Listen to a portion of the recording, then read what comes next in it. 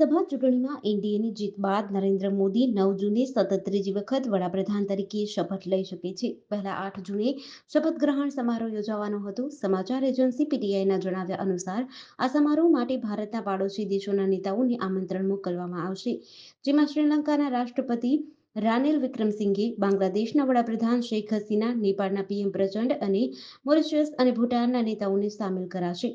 શ્રીલંકાના રાષ્ટ્રપતિના મીડિયા વિભાગે પણ આ વાતની પુષ્ટિ કરી દીધી છે. નેપાળના પીએમ પ્રચંડે પણ પીએમ મોદીને ફોન કરીને શુભેચ્છા પાઠવી હતી. પીટીઆઈએ સૂત્રોને ટાંકીને જણાવ્યું હતું કે આજે શપથ ગ્રહણ સમારોહ માટે અન્ય દેશોના નેતાઓને આમંત્રણ મોકલાશે. આ પહેલા મંગળવારે ચૂંટણીના પરિણામો જાહેર થયા બાદ અડધી દુનિયાએ પીએમ મોદીને અભિનંદન પાઠવ્યા હતા. ભારતના પાડોશી દેશોના નેતાઓ ઉપરાંત રશિયાના રાષ્ટ્રપતિ પુતિન, અમેરિકાના રાષ્ટ્રપતિ બાઇડન, બ્રિટનના પીએમ સુનાક, માલદીવ, ફ્રાન્સના રાષ્ટ્રપતિ, ઇઝરાયલ અને જાપાનના વડાપ્રધાન સહિત 70થી વધુ નેતાઓ સહિત બધાએ પીએમ મોદીને તેમના ત્રીજા કાર્યકાળ માટે શુભેચ્છા પાઠવી હતી.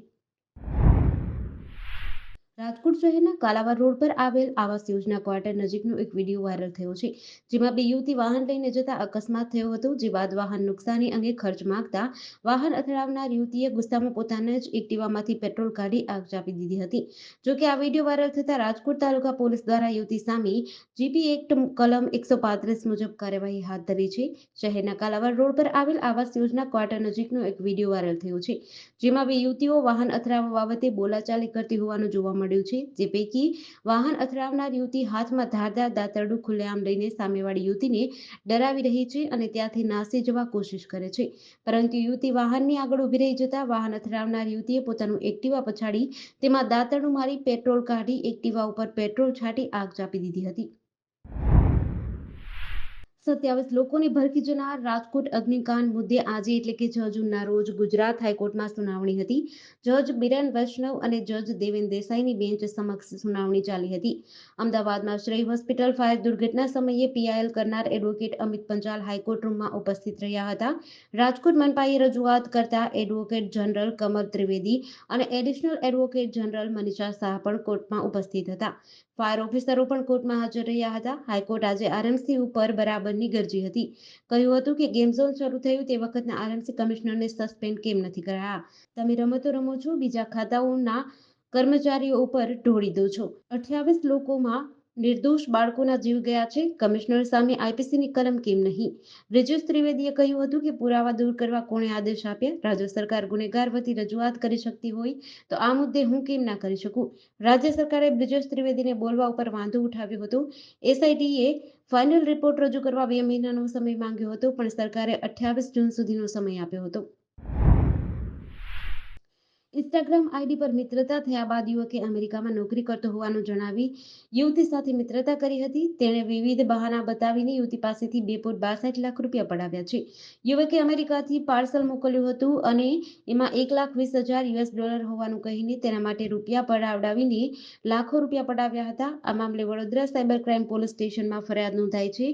વડોદરાની 29 વર્ષીય યુવતીએ સાયબર ક્રાઇમ પોલીસ સ્ટેશનમાં નોંધાવેલી ફરિયાદમાં જણાવ્યું હતું કે ગત તારીખ 1/3/2024ના રોજ એક ઇન્સ્ટાગ્રામ આઈડી પરથી મેસેજ આવ્યો હતો, જે પ્રોફાઇલમાં એક પુરુષનો ફોટો હતો અને ત્યારબાદ આ વ્યક્તિ મારી સાથે વાત કરતા તેનું નામ સોહન યુનમિન હોવાનું જણાવ્યું હતું. સાથે જ થોડા દિવસ ઇન્સ્ટાગ્રામ આઈડીના માધ્યમથી વાતચીત થઈ હતી. એમાં તેણે મને કહ્યું હતું કે તેઓ કેમિકલ એન્જિનિયર છે અને અમેરિકાથી છે. હવામાન વિભાગ દ્વારા આગામી 7 દિવસ માટે ગુજરાત રાજ્યમાં પ્રી મોન્સૂન એક્ટિવિટી અંતર્ગત વરસાદની શક્યતા વ્યક્ત કરવામાં આવી છે. જે મુજબ આજે દક્ષિણ ગુજરાતના નવસારી, વલસાડ, તાપી, ડાંગ, દમણ, દાદરા, નગર હવેલી સહિત દાહોદ અને છોટાઉદેપુરમાં વીજળીના કડાકા સાથે વરસાદની શક્યતા છે. આગામી 3 દિવસ અમદાવાદમાં અસહ્ય બફારો રહેશે, જેથી લોકો અકળામણ અનુભવશે. હવામાનની આગાહી અનુસાર છેલ્લા 24 કલાક દરમિયાન શહેરનું તાપમાન 41.7 ડિગ્રી સેલ્સિયસ નોંધાયું છે, જ્યારે લઘુત્તમ તાપમાન 28.7 ડિગ્રી સેલ્સિયસ રહ્યું છે. જોકે શહેરીજનોને ગરમીમાંથી રાહત મળી છે, પરંતુ બફારાના કારણે અકળામણનો અનુભવ રહેશે. છેલ્લા 24 કલાક દરમિયાન ગુજરાતના ફક્ત 4 શહેરોમાં મહત્તમ તાપમાન 40 ડિગ્રી સેલ્સિયસથી વધુ નોંધાયું હતું, જેમાં અમદાવાદ, ગાંધીનગર, સુરેન્દ્રનગર અને રાજકોટમાં મહત્તમ તાપમાન 41 ડિગ્રી સેલ્સિયસ રહ્યું હતું. વડોદરા નજીક આવેલા કોયલી ગામના અંકોડિયા 3 રસ્તા પાસે નોકરી પરથી સાયકલ લઈને ઘરે જતા વૃદ્ધને સિમેન્ટ મિક્સરે અડફેટે લીધો હતો. આ ઘટનામાં વૃદ્ધ પર મિક્સરનું આગલું ટાયર ફરી વળતા ઘટના સ્થળે જ મોત નીપજ્યું હતું. અરેરાટી ફેલાવી દેતી આ ઘટના ગત 1 જૂનની છે, જેના સીસીટીવી ફૂટેજ સામે આવ્યા છે. આ સીસીટીવીમાં દેખાઈ રહ્યું છે કે વૃદ્ધાએ સાયકલ રોકી દીધી હોત તો બચી જાત. હાલ આ સમગ્ર મામલે જવાહરનગર પોલીસે સિમેન્ટ મિક્સરના ચાલક સામે ગુનો નોંધી કાર્યવાહી હાથ ધરી છે. ઘટનાને પગલે આસપાસના લોકો દોડી આવ્યા હતા. અકસ્માતમાં કાલિદાસભાઈને માથાના ભાગે તેમજ શરીરના અન્ય ભાગે ગંભીર ઈજા પહોંચી હતી અને સ્થળ પર જ મોત નીપજ્યું હતું. વલસાડ જિલ્લાના ઉમરગામ સોળસુંબામાં થયેલી હત્યા કેસમાં ઉમરગામ પોલીસની ટીમે શ્રમિકના ભાઈની ફરિયાદ નોંધી આગળની તપાસ હાથ ધરી હતી.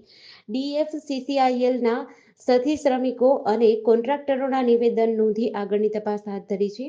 ઉમરગામ પોલીસની ટીમે કેસમાં આગળની તપાસ હાથ ધરી હતી. હત્યા કરી ભાગી ગયેલા શ્રમિકોને ગણતરીના કલાકોમાં ઝડપવા પ્રયાસો હાથ ધર્યા છે. બંને શ્રમિકોને સંભવિત વિસ્તારોમાં ચેકિંગ હાથ ધરતા ઉમરગામ પોલીસની ટીમે એક શ્રમિકની ઉમરગામ અને બીજા શ્રમિકને વલસાડથી ગણતરીના કલાકમાં ઝડપી પાડ્યા હતા. બંને શ્રમિકોની પ્રાથમિક પૂછપરછ કરતા બંને શ્રમિકોએ સાથે મળીને હત્યા કરી હોવાની કબૂલાત કરી હતી. બંને આરોપીઓની હત્યાના ગુનામાં ધરપકડ કરી આગળની કાર્યવાહી હાથ ધરી હતી. રાજકોટના TRP ગેમ ઝોનમાં સર્જાયેલા અગ્નિકાંડ બાદ રાજ્ય સરકારના આદેશ અનુસાર કચ્છ જિલ્લામાં પણ વહીવટીતંત્રની ખાસ ટીમ દ્વારા વિવિધ સ્થળે સલામતીના સાધનો અને પુરાવાઓ ચકાસવાની કામગીરી હાથ ધરાઈ હતી. આ મામલે લોકસભા ચૂંટણીની મતગણતરીના કાર્યને લઈને 2 દિવસના અંતરાલ બાદ ફરી તંત્ર હરકતમાં આવ્યું છે. મોટા વ્યવસાયિક પ્રતિષ્ઠાનો ઉપર કડક કાર્યવાહી શરૂ કરાઈ છે.